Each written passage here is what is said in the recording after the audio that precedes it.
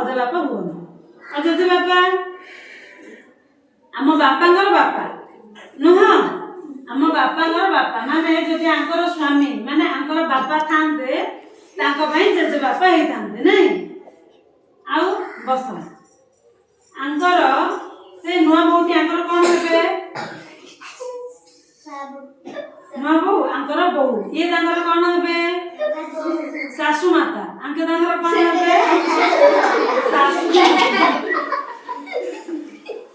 ହଉ ଏବେ ସମ୍ପର୍କ ଉପରେ ଆଉ ଜାଣିବା।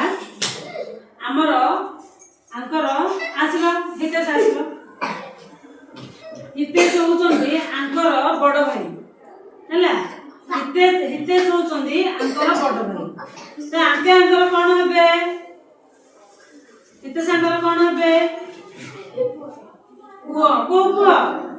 ବଡ ପୁଅ। ଇଏ ଯଦି ଆଙ୍କର ବଡ ଭାଇ ଇଏ ବଡ ପୁଅ ହେବେ କି ନାଇଁ ଆଙ୍କର? ଆଙ୍କେ ଆଙ୍କର କଣ ହେବେ?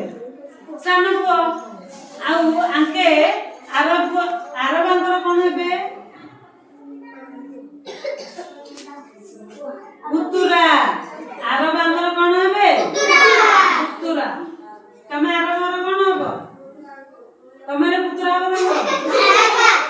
ଆଉ ବଡ ବାପା କଣ ହେବେ? ଯଦି ଆଙ୍କେ କାହାକୁ ବାହା ହେବେ ଆଙ୍କର ସ୍ତ୍ରୀ ତାଙ୍କର କଣ ହେବେ? ବଡ ମମି ନାଇଁ, ବଡ ମା।